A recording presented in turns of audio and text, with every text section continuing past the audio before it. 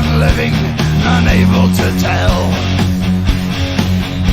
The king took their heads and he sent them to hell. Their screams echo loud in the place of their death. Ripped open they die with their final breath. They hail the king. Go, because this camera is all mine. Understand that I told you so. Whenever someone says I wasn't thinking on their level, I am a master strategist. I think further than anybody else in all of WWE. I didn't just take respect, I demanded it.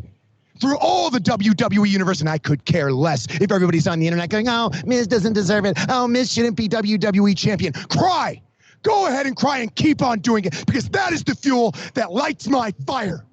I am your WWE champion, whether you like it or not. 10 years ago, we had an angry Miz girl, and I hope and I pray that there are thousands upon thousands, millions of angry Miz girls right here, right now, sopping, weeping, wishing that Drew McIntyre was still their WWE champion. He is not. I am. So this is me saying I am now content being awesome. See you at WrestleMania or at Monday Night Raw. Whichever I feel like, because I'm champion and I do whatever the hell I want. Quiet on the set. Can we please have quiet on the set?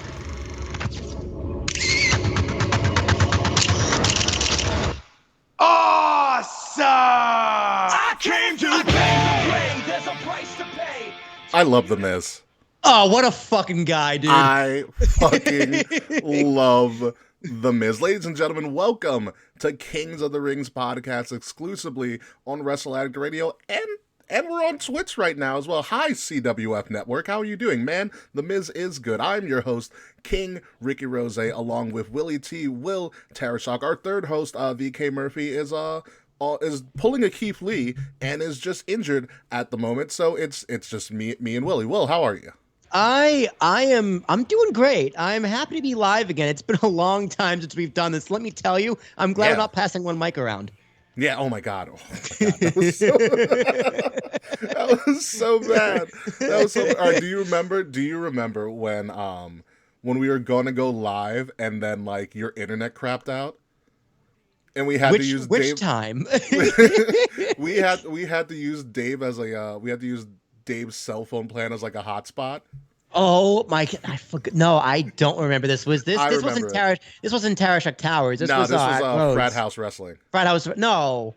Yeah, it was. It was a Frat House. Okay, it was Frat House Wrestling. Then Tarashuk Towers was Rhodes Ave down the block. Oh God, that was such a long time ago, and thank God for that. But I am Will Tarashuk, ladies and gentlemen. T as in Thomas, ARASHUK, live and in color on my beautiful webcam, looking down at me. It's kind of hard to if you see me going like this, it's because I'm trying to see my TV around my camera. So heads up. Yeah, we've got a lot to talk about. Most of this episode is going to be about The Miz because, like it or not, at this point in his career, The Miz is a first ballot headlining, and I'll say it, The Miz is a headlining Hall of Famer. Yes. He's already at the moon. He's over the moon. Yeah, he's over. The Miz is at this point, in my opinion, forever over. Well, for me, he was already forever over.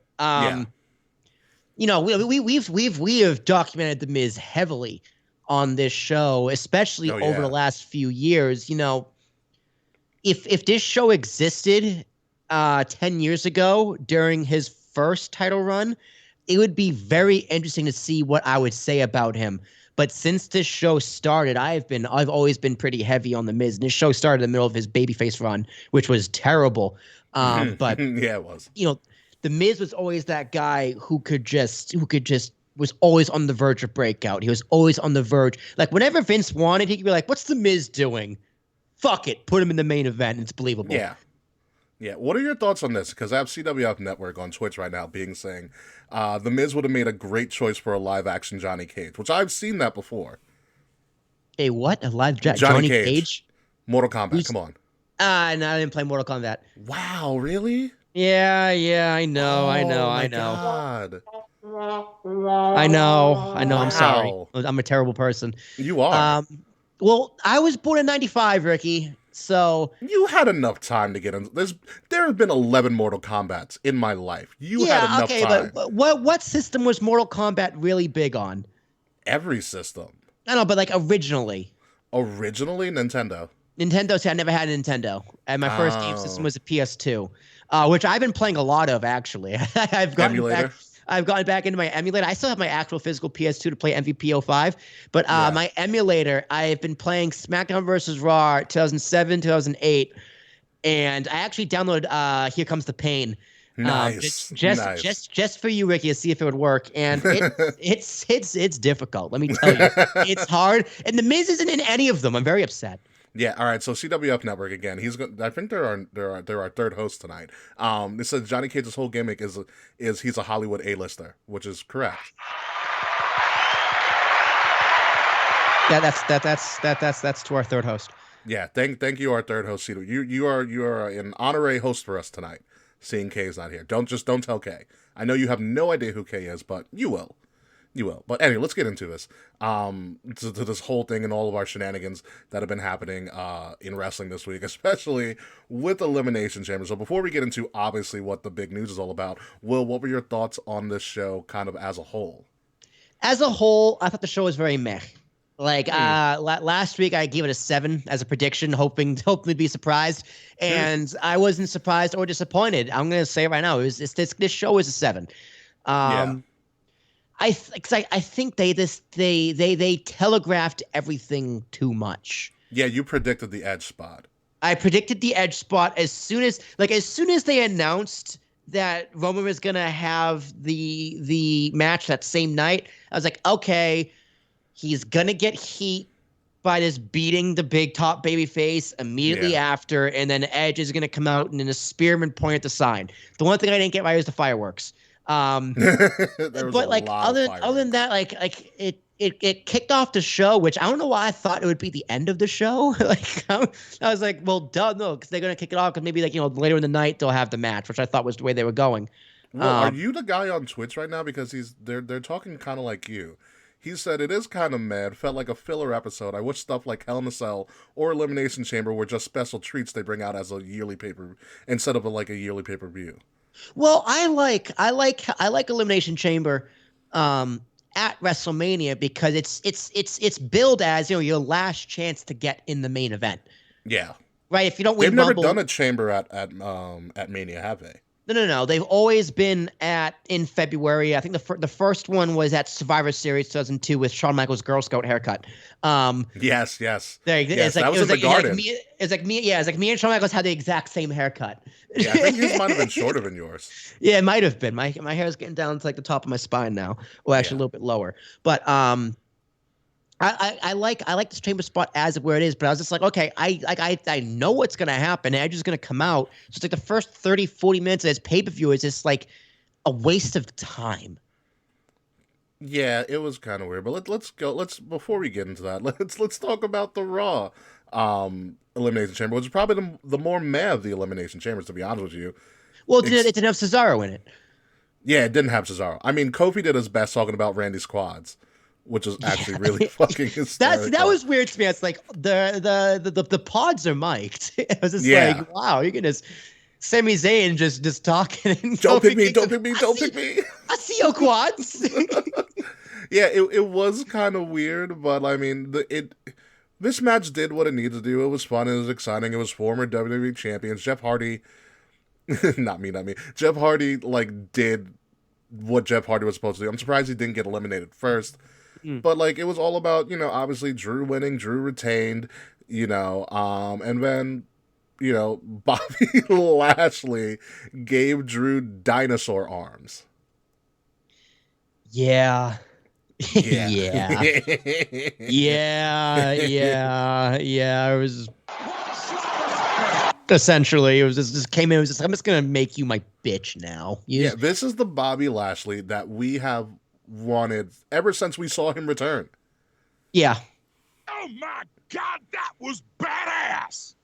Yeah, like he's just out here kicking ass, and then the inevitable happened.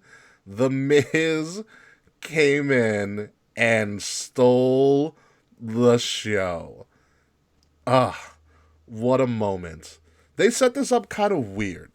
Because, do you remember how, like, the setup was for this? So, in, right before, like, this Raw Chamber, and the Raw Chamber was good, don't get me wrong, but, like, my only key takeaway from the Raw Chamber was AJ Styles getting let out by Omos, who ripped out the back of the chamber. Yeah.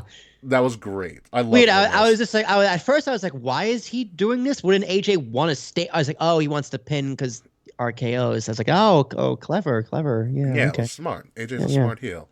You know, but I mean, like, the Raw Chamber is what it was, but like right before this, you had Lashley losing, unfortunately, which we'll talk about in a second. But then you had that random kind of video backstage segment where Miz is talking to MVP, and the announcers don't say anything. Well, that's another thing that bothered me. I was like, wow, telegraphed. It was just like, okay, well, now Miz is definitely cashing in.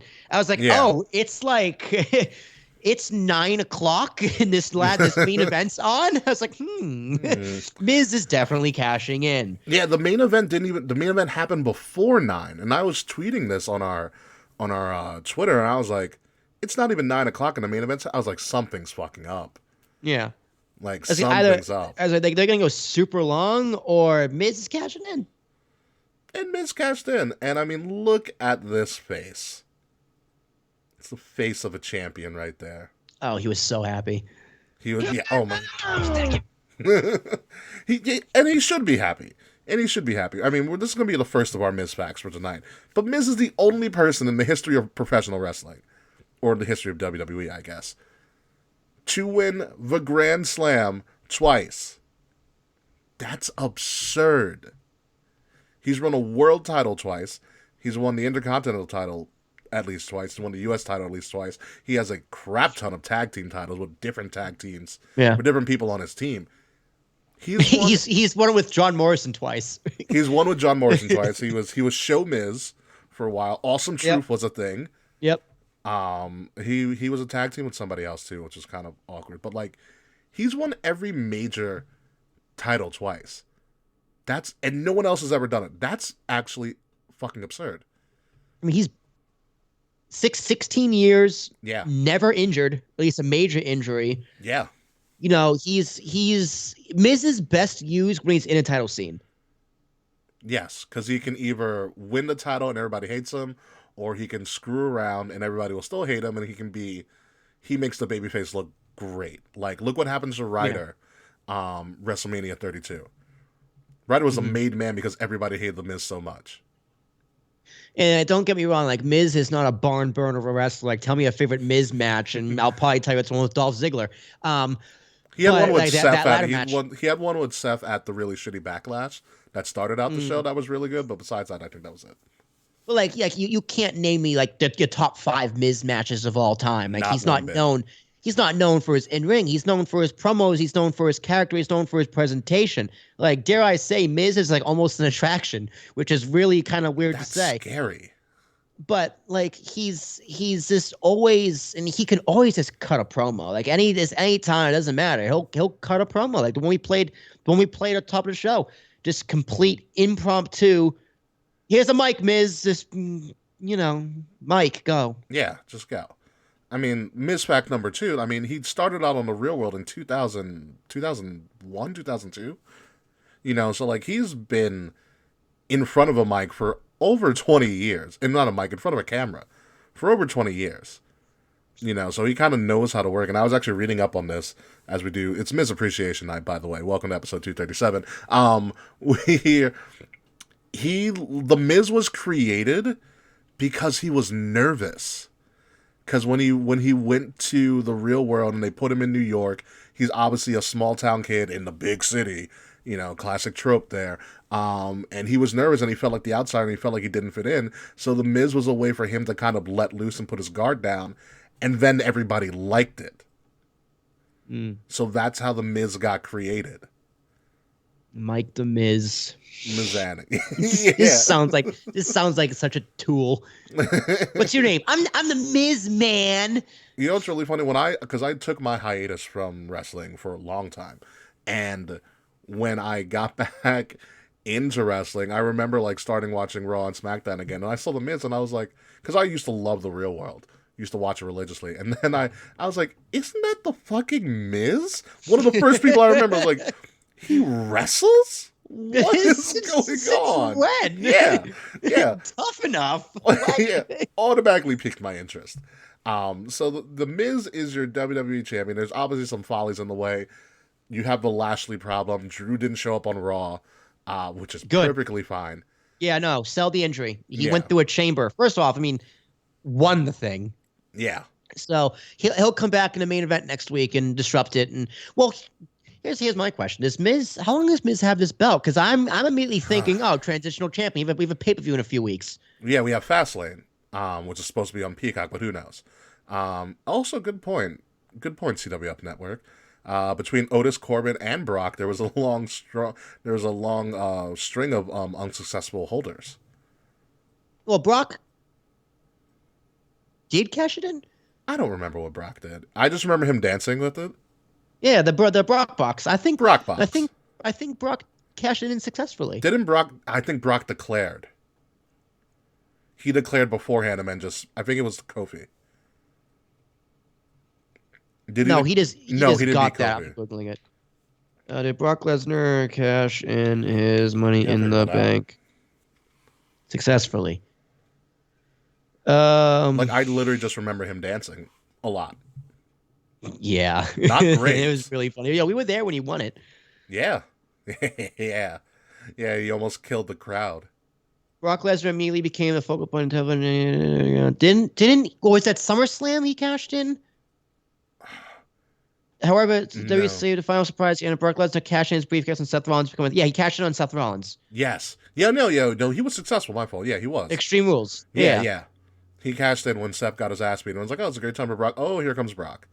Why did the Baltimore Sun write this article? Like what?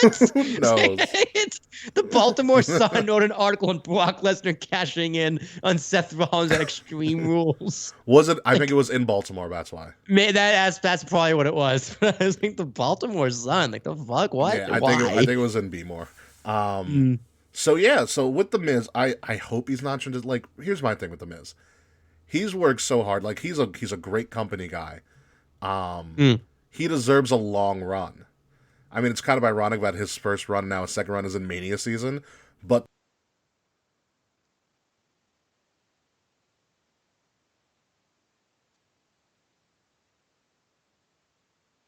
yeah, but he main evented one of the worst WrestleMania in recent memory, at least. I mean, I know we're singing praises of The Miz, and I know we're saying how much we love The Miz, but let's not forget that he main evented a terrible WrestleMania that I didn't even buy. Back then, I bought all the WrestleManias. WrestleMania 27. It was the Snooki Mania. Yeah, WrestleMania 27, I was like, skip. Yeah, the only good thing was that was like Triple H and Taker almost killed each other. That is true. That was their first one, the street fight. Yeah. Yeah. Yeah, absolutely. So I don't know. I want Miz to go long. I think Miz deserves something like this, but I have a feeling they're gonna put Drew back in. Yeah, Miz was in the right place at the wrong time. Yeah, it's just like I love the Miz. I want him to make it through Mania. I want him to weasel his way through Mania. So here's what I'm thinking. Hopefully, you can actually potentially, because I think the move is here that Bobby gets his title at the end, which at this point he deserves. He's the hottest thing in Raw right now. I think you can do a triple threat at Fastlane, and you have somebody wins. The end goal, I think, is Bobby wins at Mania. But like, is Bobby a face or a heel? He's just an ass kicker. Like, I think here's the setup that I think is happening, because MVP is going to carry this the whole way, and this is why I also want to see Miz, like Miz Lashley at Mania with MVP as a mouthpiece and Miz as a mouthpiece. It's a fantastic build. It's not a main event build, But it's a fantastic build. Yeah, but it's like I don't want to see that match. Like, here's the thing, I know it's Miz Appreciation Night, and I love the Miz, but I can't think of one person I was like, wow, I really want to see the Miz wrestle that guy. It's kind of like, yeah, all right, fine. Yeah, you don't want to see the Miz wrestle people. You want to see the Miz upset people.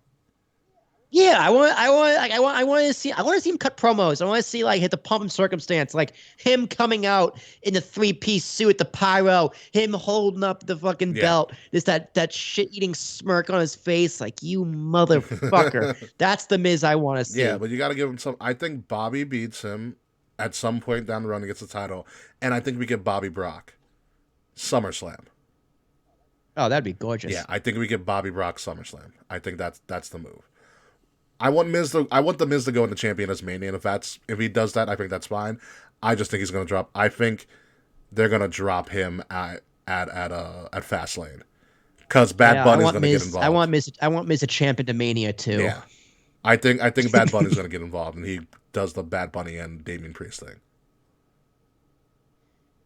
Yeah, because the match was set up. I mean, it was being set up for, Miz and Morrison versus Priest and Bad Bunny at Mania, which I think is a great match for all four of those people to be in. But now Miz is champion, so how do you get the title of him and still give Bad Bunny something to do? God, imagine if they gave Damian Priest just the rocket and just gave him the title at Mania, and Drew's just like, Drew's like, are you fucking kidding me, guys? I had to go through COVID. This whole bullshit year, I just feuded with Randy Orton for 18 months, and you're gonna tell me I can't be champion at WrestleMania? And I'm sorry, Drew. I know this is Miz Appreciation Night, but Drew got fucking shafted. Yeah, the pandemic shafted his epic run. Yeah, he would be the hottest person next to Roman.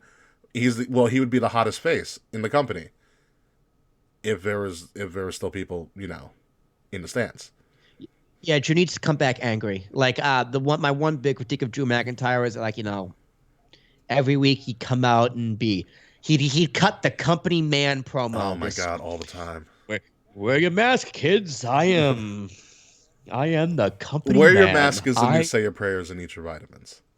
Right, it's like I come out, I thank the fans, I thank management, I thank my wife. I come out, I shake hands, and I fight. Company man. That's a Sheamus. I'm gonna beat the fuck out of Sheamus. Right? It's like next thing I'm gonna bring on a Make-A-Wish kid. Yeah, right. Right? And it's just like, hello, champ. Here's my belt. Yes. Do you know anything about kilts? Right? They ride up and they're rather itchy. Yes. All right, let's move on because I know Miz Appreciation Night is going to run rather long, but it is what it is. We're also on Twitch for the first time. So we were experimenting a little bit here. The SmackDown Chamber, much more entertaining, and KO moonsaulted off of a pod. Yeah. No, again, I was just like, well, KO is jumping off of something. Yeah. He jumped off something. He got his hand stuck in the door, which must have been fucking painful. Oh, what a spot. Yeah. Now, these two chamber matches, they were fine. Yeah. There's nothing wrong. I'm not gonna bitch about the padding, even though I really want to. I don't like I don't like the padding either. Give me steel grates. I don't like it, but I get it. They have families. I get it, but I was watching. I watched No Way Out 2008. Okay. Which was my very first pay-per-view I ever bought, and it was the first time I watched Elimination Chamber. And and I also watched the very first one when Shawn Michaels won at the Garden. Yeah. And comparing those matches with these two matches we saw on Sunday. They toned it down. Yeah. And I'm not just saying because there was blood and because there was, the no padding. I think the storylines were just better in the story. Like, for example, in 2008, it was to go to facing up against Edge at Mania. And it was the Great Khali, Big Daddy V, Fit Finlay, MVP, Batista and Undertaker. And Batista and Undertaker started off the match. They were 1 and 2. Yeah. And the first person to come on was Big Daddy V. Big Daddy V comes in. He has his 5 minutes of going crazy over. Batista spears him on the outside for the pin. Great. Next one out was Great Khali. Great Khali again beats the shit out of them. Undertaker puts him in the Hell's Gate, chokes him out. 1, 2, like that's it. It's like, okay, you got these two big men, Batista. It's like the whole story of the match was just Batista and Undertaker taking out these guys until you get to Batista and Undertaker as the final two. Which I think And that it was the great... Mania before because 2008 was Mania 24. So Batista and Taker, I think, had fought already. That was Mania before, and they were feuding all year previously for the belt. But like that was the story of the Chamber. Whereas in like the match itself was more gritty. The presentation was more gritty. It was more gruff. It was more like, dusty and dirty. Whereas like these two chambers, clean relatively. It felt so clean, polished, 2021 WWE. Like if you watch that first chamber, Rob Van Dam just doing crazy shit against Triple H on the steel. Everyone's busted open. Like Kane just throws Chris Jericho through the pod and JR's losing his mind. Like it had attitude. It had more character. Yeah. Whereas I feel like these two chamber matches were just interchangeable. There's nothing to distinctly between them. I didn't think it was much of a storyline, really. It was just, all right, guys, get your moves in, get your spots in. It's all clean, polished, and safe. You know what it was? Because the story wasn't the chamber. The story was everything that happened outside of the chamber. For both matches. Yeah. For both matches. I mean, Daniel Bryan ends up winning. I thought it was going to be Cesaro, and they gypped us up Cesaro yet again. But... you know, Daniel Bryan is the classic babyface coming up against, you know, Roman, and look at Paul Heyman. Look at Paul Heyman. He's looking at him like he's like a piece of meat. He is a piece of meat. Look at him. Look at those traps. Yeah, right? And then Roman, so you can see in this photo, just beats the living shit out of him. Oh, they got me. They got me really quickly. When Roman went for the spear and Daniel Bryan hit the yes lock. Oh, that was lovely. I was like, oh, wait a minute. And I was like, no way. And then Roman, you know, fought his way out of it. Oh, you think Roman Reigns is gonna tap? Please, not anytime soon. I don't think Roman has ever tapped in his career. No, not a chance. Top baby faces don't tap. So Roman still wins, and then obviously everything that happened, he got speared, and he let go of the belt. Obviously, Edge gets his point. Pyro goes off, which is fucking amazing. Yeah, I thought that was great. It was a nice touch. Yeah, Pyro goes off, which is amazing. And obviously the main event is set. Roman versus Edge. This is the main event of main events. Everything gets built off of this match. Yeah, I like it. I think there could have been a few different ways you could do this. It was literally just like, okay, this first chamber match is just filler. Yeah. It's like, what did you really need to do this at the expense of everybody in the chamber? Not even that, but what should be one of your biggest matches of the year. The Elimination Chamber shouldn't be just, I feel like over the last 8 years or so, the Elimination Chamber is just something you have to get through. Yeah, because you know what it is? Because it's right where it's in Mania season. So everything that's in Mania season gets superseded by Mania. I mean, fine. You know. But I remember my first time watching Elimination Chamber in 2008, the build up, these motherfuckers had so many vignettes, you know, 2 miles of steel, like showing video packages, and like now it's just like, well, fuck, Chamber's coming up again. What are we gonna do? Yeah, you know, Chamber would be Chamber's better suited for, Chamber is better suited for SummerSlam season. If that was your SummerSlam main event or something like that, Chamber would be great there. Chamber would even be great for post-Mania. Like post-Mania season, like your first one out the bat. Well, no, I like where it is, because it's your last chance to main event. At least it should be. But it's just I feel like WWE booking and creative they don't put any emphasis behind it. It's like, again, it's kind of like the Hell in a Cell at come October. There's no really point to have one other than the fact that it's just there for the calendar. Where in the past, they made a big deal about it. Like the chamber, it's the actual physical structure, the actual match itself. I feel like in both instances is just an afterthought. In this year, yeah, it was an afterthought. And even similar years, like the first tag team elimination chamber match, first women's elimination chamber match, kind of like, all right, we're just doing this just to do it. Whereas the first Hell in a Cell match, women's Hell in a Cell match, or even to a point, was a little bit just to do it, just to do it.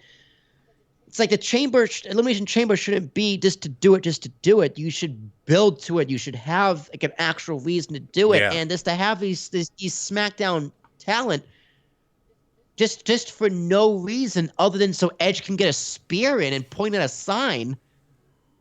It's concerning. Why? And it's so telegraphed. Yeah, it is telegraphed. It's concerning. Everybody saw this coming. You'd have to be blind not to see it coming. So it's one of those things where, like, when you even look at the WWE schedule, where the hell do you even put the chamber? Like, this is the first one after Rumble. That's hard to. That's hard. I mean, if done correctly, like it has in the past, I think this is a great spot for it. But there's got to be real stakes involved. But everything was kind of a foregone conclusion. Right, and even look back at, I know we have next time, but real quick, but like look back in, I think 2006 when John Cena won the chamber and Edge cashed in, the very first cash in. Yes. That I have to go back and watch the match in the pay-per-view, but I don't think that was telegraphed. I think that was genuinely surprising. We were like, oh shit. And the chamber match itself, I don't think, someone can correct me if I'm wrong, but I don't think it was superseded by the fact that Edge cashed in. It's like, this whole Raw chamber was built around Miz cashing in, which is fine, but it's like you could have just done it correctly and they just telegraphed it way too much. It started with the Miz's promo the week before.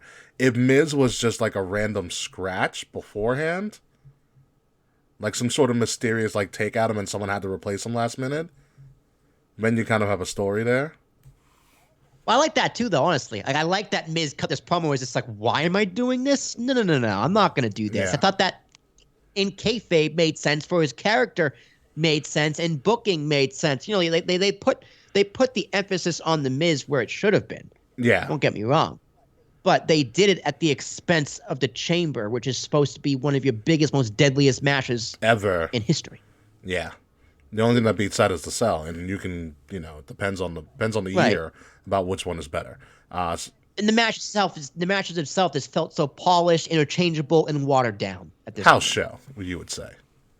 Yes. Very, very house show. Just like this tag team match was kind of also very house show, and everybody knew what was going on here. It was just to get Bianca over. Well, I guess Lacey Evans really is pregnant. Yeah, Lacey Evans really is pregnant, especially the way things end. And I honestly just love this photo that someone shot from WWE. But it's fucking dope. Like, if this wasn't a Mania build, Sasha and Bianca are your next tag team champions. Yeah, it's just like it's like Vince is telling them, just be twins. Just smile the same, just dress the same makeup, shower it. What? Hold on. What did you say? But it's what it is. That's my main thing. I'm waiting for someone to turn on the other, but in the meantime, it's just like they're too similar. They like each other too much. Not even that. It's that their characters are too similar. They've been hinting at they hinted at it on SmackDown, and then of course, obviously, this asshole Reggie came in to the picture and is screwing up this entire story. I don't like Reginald in this for a lot of reasons. One, because it doesn't make sense. It's like when you put in Ellsworth in the Women's Money in the Bank. Why? No need. No need at all. There's no need for Reggie. Granted, he's talented. He's getting his character down. He's very green, but he's getting his character down, and that's fine. You're supposed to not like him, but there's no need for him in this potential first night main event of Sasha and Bianca. Congratulations, Carmella. Another sidekick has overshadowed you. Yeah. And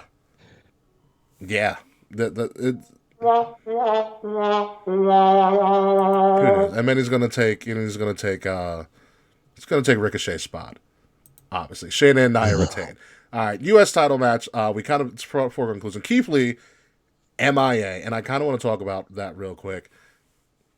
This reminds me so much of when Mustafa Ali got injured, and he was supposed to get the major push, and then Kofi took his spot. You know, it's eerily similar. This is pending that Keith Lee's actually legitimately injured and not any, like, you know, COVID thing because Mia had COVID. Yeah, like Keith Lee's been on TV for a while now. Yeah, it's not looking good. Like, this is supposed to be like his season to, like, you know, become something, and he's not there. The guy can't catch a break. Yeah. It's upsetting. And so John Morrison got put in to the match.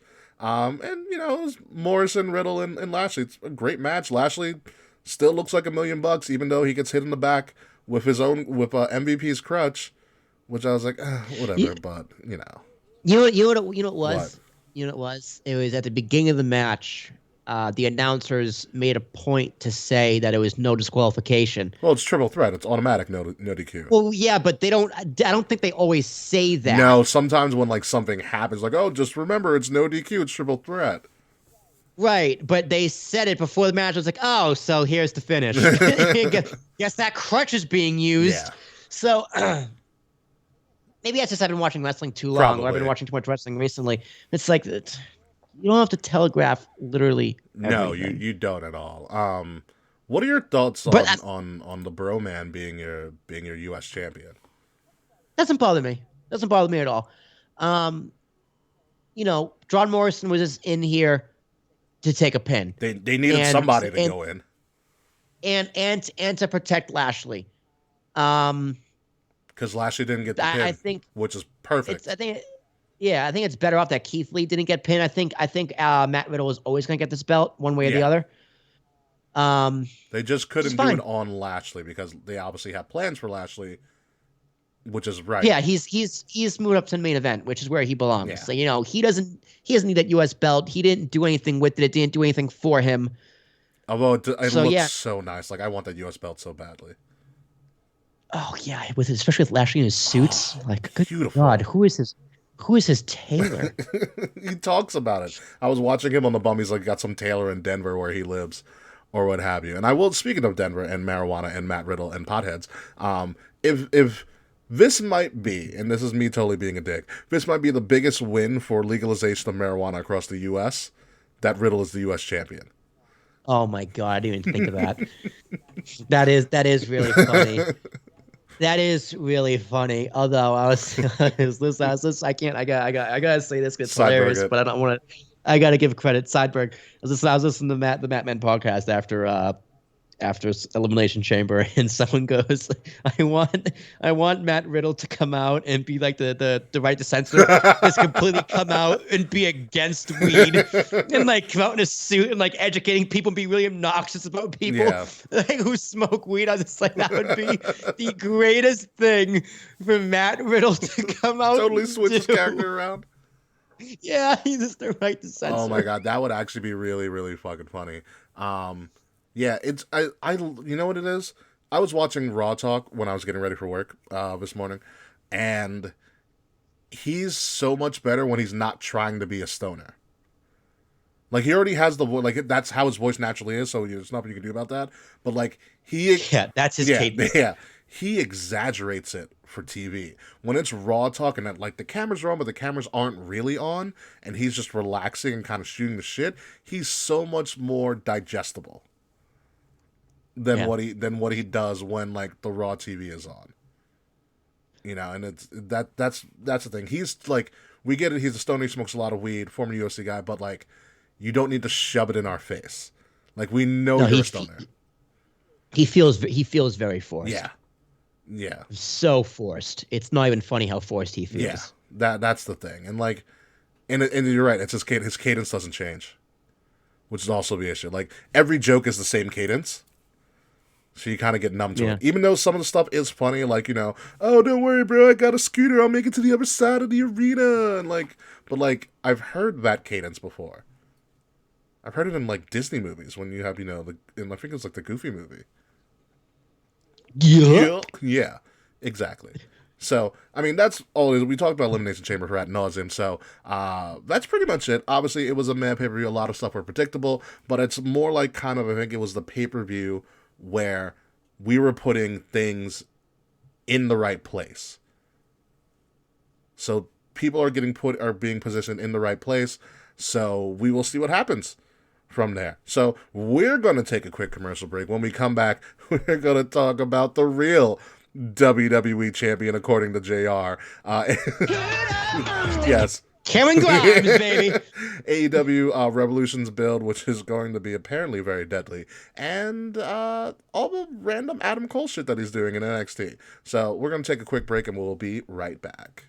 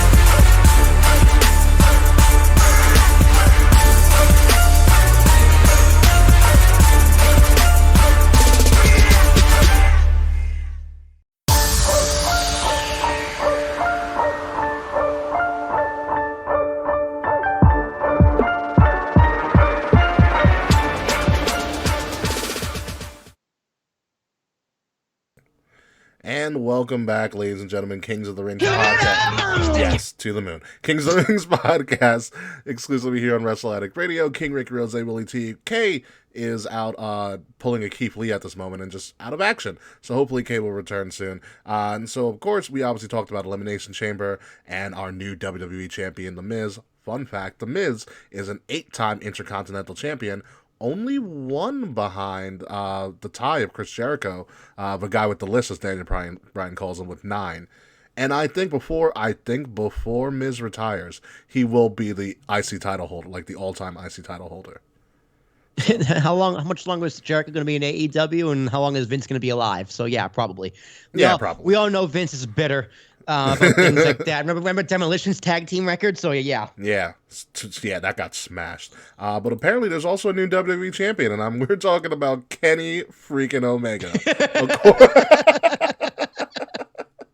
According to JR.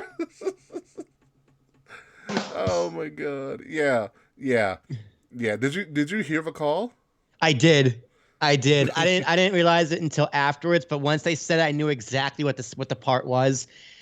All right, here's my thing about good old Jim Ross. I will never ever say that Jim Ross should retire and get out of wrestling, but he should really, really consider retiring and getting out of wrestling, because here's the thing. It's not even that he makes these mess ups. He's old. He misses a step, and he's not good at his job anymore. Yeah. Jim Ross can announce for as damn well long as he pleases. He has that right. If he wants a job and someone wants to give it to him, I'll sit there and listen to him. Yeah. He is the best that's ever done his job. But if you've ever listened to his podcast, which with Conrad Thompson, I haven't in its entirety. I feel like he doesn't even like his job. Like this, if you listen to his commentary, it sounds so much like he's phoning it in. He doesn't know what to say. And if you listen to his podcast, he doesn't like this style of wrestling. No. I mean, he made that pretty clear a couple of months ago. Yeah. Just like it's not that I think he should retire. It's just I'm confused of why he's in AEW. I think it's honestly just a paycheck, and I think that's the problem. Because when JR was with WWE for as long as he wasn't just an announcer. Like, he was involved. Oh, he was creative. It was talent relations, right? Yeah. He was talent relations, so like he knew these guys, so he could really, and he knew the characters because he knew the guys. So, like, he can really, like, I think that's what made him really good. It's because there was, like, a personal relationship. And I don't think, and this is me just totally speculating, I don't think he has that in AEW. I think he's like, oh, you're a good announcer, be an announcer, that's it. Like, go home and, He has said he's not, like, on the executive team. He's not involved in creative. Like, he'll give advice when asked, and he's, like, a mentor to these guys and stuff like that. But he is not involved in creative or booking or executives or decision making. He's talent. I think that's a huge misstep. I don't, because he's there if needed, right? Like if someone's like JR, like it's like okay, right? Like Private Party. Mm-hmm. If they don't go up and ask JR questions and pick his brain, JR's not going to give it to Adam him. Page or Sammy Guevara, there's no doubt in my mind that JR would talk to them, give them advice, and do stuff. JR can do that without being a decision maker. Okay, I see what you mean. Yeah, he doesn't have to be like, the end all be all, but he can he's like the wise like sage in the town. Yeah, it's like, exactly. All right. It's like same thing with like Jake the Snake. Like Jake the Snake is known for one of the best creative minds in wrestling ever, but he's never been in that kind of executive position either. Well, yeah. I mean, you watched the resurrection of Jake the Snake. Yeah, well, of course. But again, like I bet these young people are there picking his brain when they can. You would hope. You would really hope. But hopefully, you know, Kenny Omega, WWE Champion. But while he's the AEW Champion, he's a poor dresser. But besides that, him and Moxley aren't done, and he decided to lay down the stipulations because we got to do something to get Moxley on maternity leave. So they decided for the main event of Revolution for the AEW Championship, it's Kenny Omega, Jon Moxley, exploding barbed wire death match, aka the Mick Foley Classic. Actually, this is a Terry Funk classic. Yeah, it is a Terry Funk thing too as well. So I have this one thing to say. Remember last time they did something like this? Remember remember Dave Meltzer and the Marks reaction to this? Remember Renee Young's reaction to this? Remind me, because I probably blocked it in my brain. It was bad. Like that barbed wire bed thing and all the blood and gore. Yeah. And the guts and the internet marks were like clutching their pearls, like, oh my god, the violence! Oh, like you got to record that as a soundbite because that was amazing. Right? Like it's like that's pretty much. It didn't go over well. They're like, oh, 2021 wrestling is so much better than this. These people have bodies and families and, oh, the humanity. It's like... Have you not followed Jon Moxley throughout his non-WWE career? He gives zero shits about his body. Like, it's not that people don't want hardcore. It's just people want watered down hardcore. People want PC hardcore. People really want PG wrestling. But they marks that it's like WWE is too PG. It's like, oh, pads on the chamber. But we don't want Jon Moxley to go through a bunch of What do you want? What do you want? Yeah. What do you want? Right? It's like you ever see like an Instagram? It's like a Instagram post from like this chick. It's like a picture of like a tweet. It's like, I'm happy that my guy doesn't like have side hose, but like, why doesn't he have side hose? Like, am I like not good enough or something? Is this a comment underneath this guy doing what do women want? Yeah. Like, that's how I feel about the internet wrestling community. What do you want? You're just a bunch of fucking women. What do you want? I have concerns about this because this is totally pandering to an IWC crowd. I mean, no, here's the thing: it's not. Yeah. They think they are, but it's gonna backfire. Yeah. They're gonna hate it. Yeah. They're gonna hate it because it's too violent. It's too gory. This is very 80s, you know. Very 80s barbed wire deathmatch. It's old school. No, I don't know what the flying fuck this thing is. At this rate, Revolution is going to be a 3-night pay-per-view. How many matches on this goddamn card? I don't know, but we're going to have to review it next week because it's happening next week. It's going to be like 2 weeks or something from now. It's March 7th or something like that. When is Revolution? Hold on. A week from Sunday. I think I have a graphic for it. Oh no, I just have Sting killing himself. I love that. That's a great picture. That is a great picture. Yeah, I don't know. I don't know. But like, I'm interested, but I don't know. I don't know what to expect.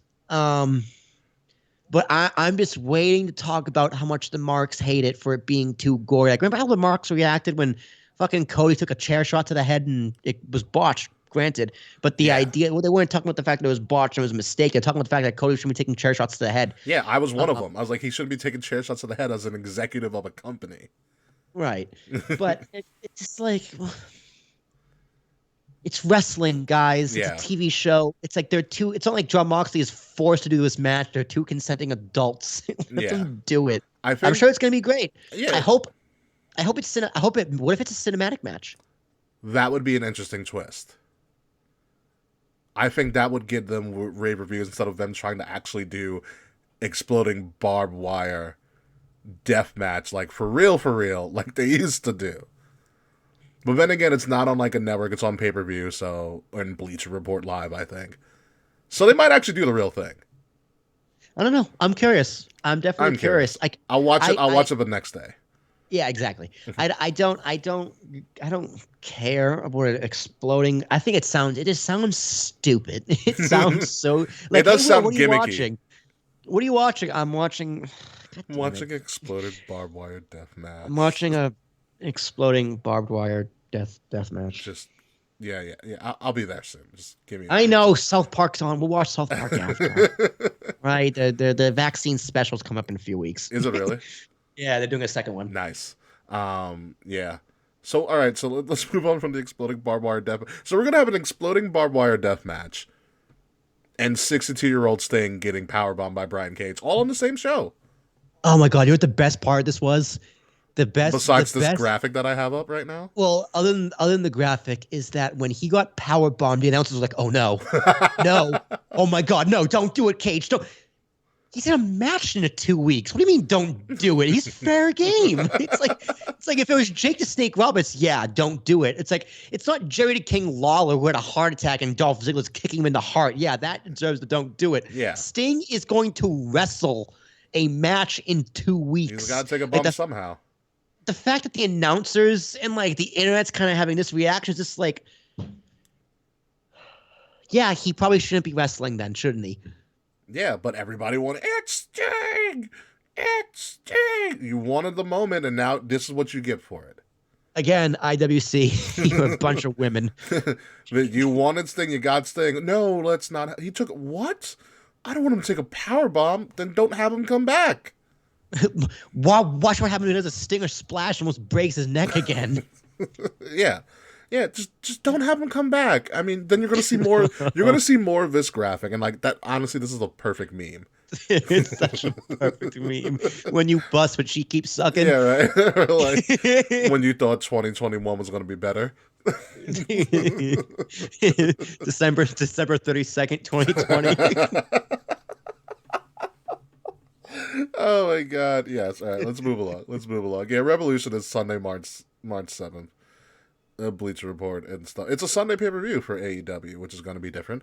So we'll have somebody live tweet it or watch. We'll talk about it. We'll watch it eventually. We'll at least try to predict the card next week. I can guarantee that. We'll definitely predict the card. Yeah. There's like 18 matches on it. There's so many matches on this fucking card. I keep losing track.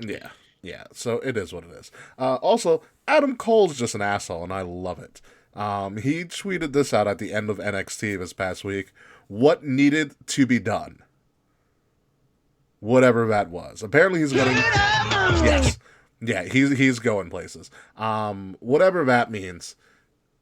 He's going to explain this week on NXT. Obviously, it's Tuesday when we're doing this recording, so we haven't seen it yet. So who knows what the hell he's going to be doing? But I like it.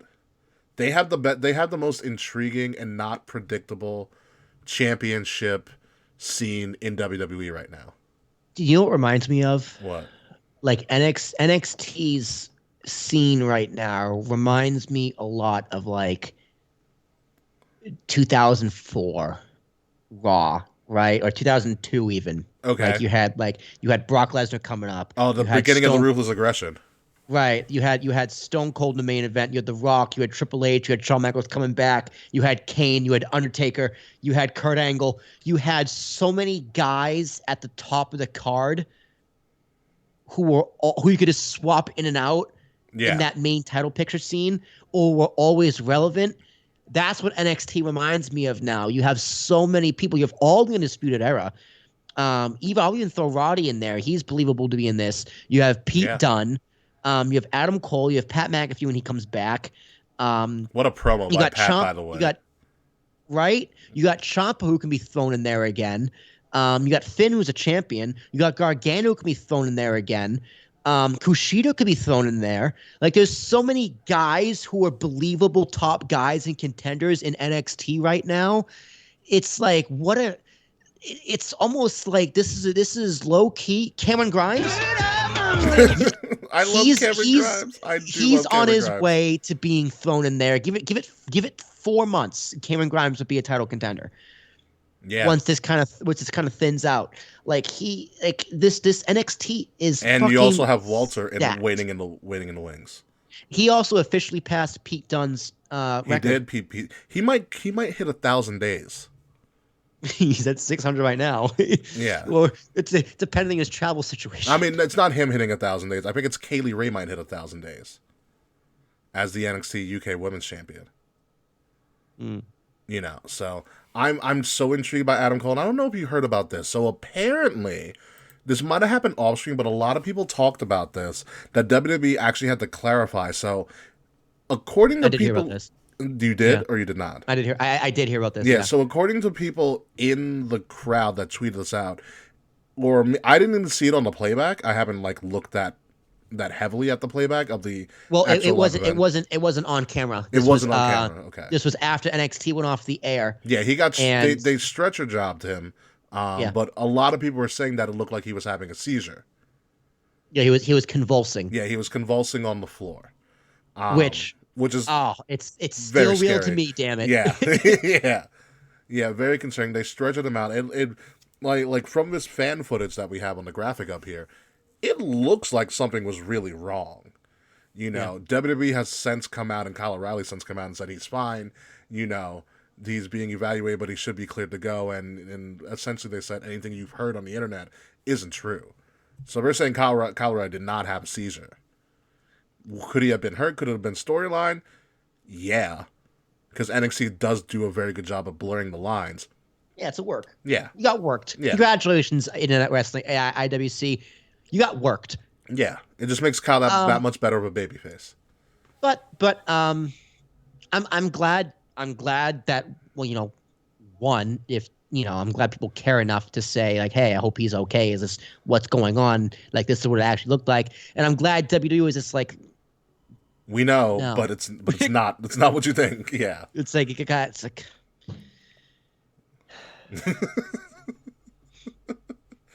Yeah. Let's sit down. I'm gonna shock you right now. All right. Yeah. Wrestling is fake. You know what I mean? Like, Wowzers. Can't believe it. But no, I'm glad I'm glad that wrestlers can still be so good at their job that people can get worked like this. Yeah. No, I didn't see the footage. Obviously, I wasn't there. But if it really did look that real, man, touche to Kyle O'Reilly. I bet Triple H dabbed him on the back. I was like, yeah, dabbed him in the backstage, like, yo, good shit, man. Really, Like, they probably was got like, him. yo, is he shaking? Yo, get the stretcher. They're gonna fucking love this. Yeah, right. Like maybe it was an audible. Who knows? Yeah. Yeah, who knows? But I mean, he's fine. So we'll see what happens from there. And also, let's talk about this. I love MSK with the burning. I almost bought their shirt. Oh when they my debuted God, it. no! Them and Beth. Yeah, no, we're gonna get there. We're gonna get there. So we had the trophy presentation, which was just a setup for Dakota and Raquel. By the way, they got the same fucking trophy, and I'm really upset about this. I was like, you guys couldn't I make was thinking another that one. too. I was saying they gotta share the trophy. Yeah, what kind of BS is this?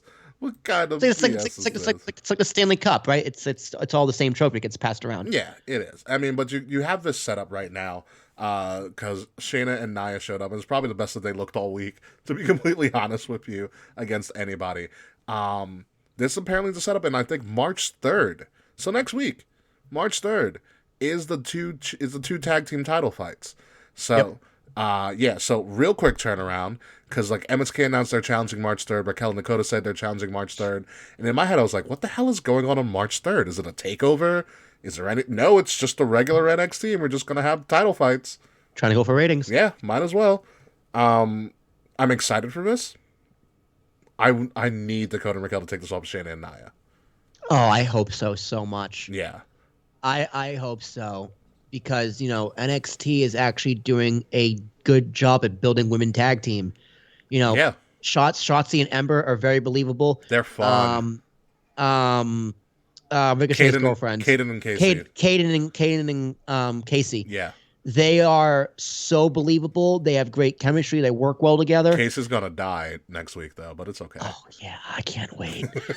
Oh, she's cute as a button, and dude, I'm just gonna be sitting. I'm gonna be sitting there with popcorn, even though I can't eat it. But I'm gonna be sitting there without my pants on. It's gonna be phenomenal.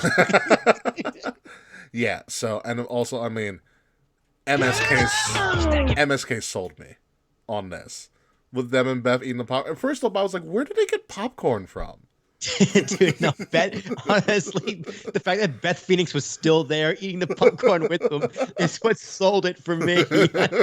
And they kept cutting back to him, like, just briefly. I was just like, okay, this is the perfect kind of pandering, because it's like that shit the internet and Marks will just eat up because it's not too much. It's so funny.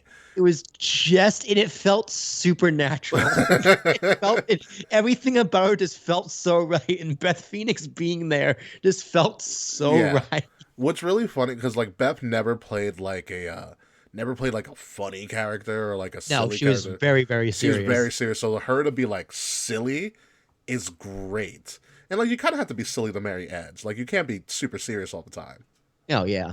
You know, so her being able to be silly with MSK is great. Like MSK is my favorite tag team in wrestling right now. Wesley just knocking out. He got knocked out from that disc. They had to shake him awake, and Beth Phoenix like shaking him awake. I thought the whole thing was, they got two things of popcorn. They're just eating it super obnoxiously. I thought it was great. It was entertaining, and it didn't steal a show. It didn't take away from the moment. Raquel Gonzalez got to cut a pretty bad promo. Dusty didn't meet me, and it was just like, listen. Did you hear Braun? Did you hear Braun Strowman's promo? What part? I said, this sucks. This sucks. You suck. You suck. How about this? Shane's like, no. That sucks. No, you're fucking. I didn't even waste time speaking about Braun, but it's him and Shane. So Shane's gonna try to get him over or whatever. But who knows? Who cares? Still on NXT. Tony Storm's fucking pissed. Did you see the picture that happened before this picture? What is that picture? I can't see it that well. Oh, okay. So it's Tony. Io was doing like a post match photo shoot, and Tony came in, and literally, so it's obviously a setup, but they literally had, you see one picture of of Io with the championship belt, and you see another picture where she looks over, and then the next picture you just see Tony's foot and Io falling to the ground. I almost used the foot picture, but I thought this one was better. So yeah, Tony and Io is the setup because, what was it? I don't think Io. Oh, Tony didn't get pinned, I believe. No. Martinez did. Yeah, Mercedes did. So that's your setup. It's going on, which is fine. And they also entertaining us all. They found Austin Theory. Oh my god, he came on his undies. And he was still strapped together with the zip ties. It was really fun. It was really funny. They was jumping up and down. It was just NXT had just enough stupid in it to the fact where it wasn't annoying. Yeah, no, it was so. I love the way. I know people that hate Johnny Gargano because he's a chicken's heel, but Johnny Gargano, that whole faction is so fucking funny. He's not really, like, I don't really consider Johnny that much of a heel anymore. He's just a character at this point. He's just a funny guy. He's just a funny character. He's just being his normal self. Yeah. You know, that's all it is. But, you know, that's all that's going on in NXT. So before we get to Match of the Week, King of the Night, of course, like we said last week, we have sponsored Limitless Wrestling's next big pay-per-view, Double Vision, happening Friday, March 19th, exclusively on IWTV Independent Wrestling TV. Head over to the website. It's $9.99 a month, $100 for a year, so you do save a bit of $20. And I did say that we were sponsoring the main event championship match, and I am very happy to say that we are sponsoring the main event championship match in the Limitless Wrestling Heavyweight Champion, Chris Casanova versus Danny Garcia, is going to be the main event, sponsored by us. It's pretty much confirmed by all of their promo stuff. Yes. You're welcome. You're welcome, world. It's pretty much confirmed by all the promo stuff. This is one of Chris Casanova's last matches. They didn't say he was going to WWE. They didn't say he was going to NXT or AEW. They just said he's going to Florida to pursue his dreams. And so AEW and WWE are both in Florida, so it leaves it up for at least upper question. He's going to. Hey. So is Impact. That's very true. That's very true. He's going to NXT. If I'm a betting man, he's going to NXT. So I hope so. So I'm very excited because, like I said, I've watched him, and I think you'll probably watch him. You just look up Chris Casanova. He's a Boston boy too. Hey. He's a Boston boy too. So I'm very excited for this, and I'm also very excited to be like, hey, we sponsor one of his final matches on the Indies. And that's good. That's a good feather to put in our cap. You know, it's very good. He's very nice. He already DM'd us saying thank you for sponsoring the match and giving us this opportunity, which you're welcome, by the way. You know, they're building this up to be a big thing. They've even nicknamed it The Last Dance. So and you know, when you say The Last Dance these days, it's got to be a pretty big deal. So I'm very excited at this. I've never seen Danny Garcia, to be completely honest with you, but it looked they're building this really well, and I'm very excited to see this. I'm very excited to sponsor this event, and I'm honestly, with all the work we've been doing with Limitless right now, I enjoy their promotion and what they're doing. You're up in Maine, so you're kind of cold, but like I enjoy you guys. Yeah, enjoy the main events. Give me Crazy and Tiger Woods behind the wheel. You went there. Good. How long were you waiting for that? How long were you waiting? I just thought of it. Yeah, I just thought of it. Good job. So Yeah, yes, just again, thought of it. Double Vision, March 19th on Independent Wrestling TV. Head over to their website, iwtv.com. Follow their socials. Sign up. $9.99 a month, $100 for the whole year. I'll probably just do a whole year package because there's a lot of good independent promotions on IWTV. So before we get out of here, on Miz Appreciation It's on Roku, right? IWTV? It is on Roku, yes.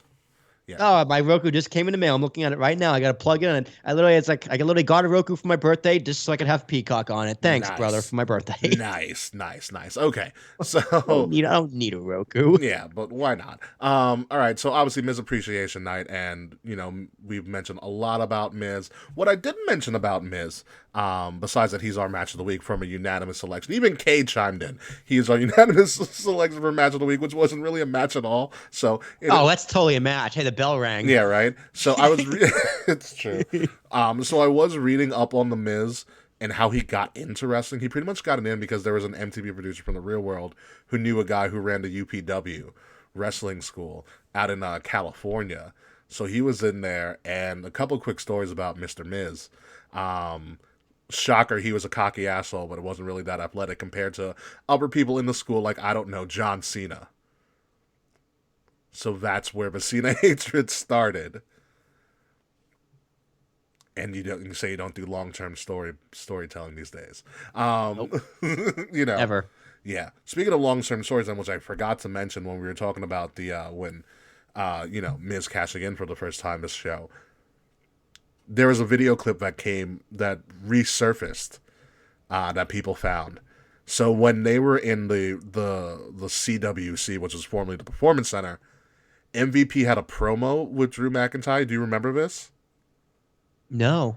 MVP had a promo with Drew McIntyre when they were in the PC in one of Drew's runs. I think it might have been it was his second run, I believe. And he said, when you lose that title, I will personally have a hand in it.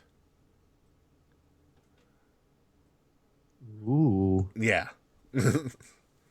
I'll play it for you. I'll play it for you after the show. He goes, I will personally have a hand in you losing the title. That's when he wanted Drew to join like the VIP lounge and all this other shit. Yeah. Like pre-Hurt Business. Like right before Hurt Business was starting. So yeah, be it as it may. So anywho, the Miz was a cocky asshole in his UPW, Universal Pro Wrestling, I believe it was called. So the guy who was running the show wasn't really like the guy to do like old school punishment style stuff, but he was like, I got to teach this guy a lesson.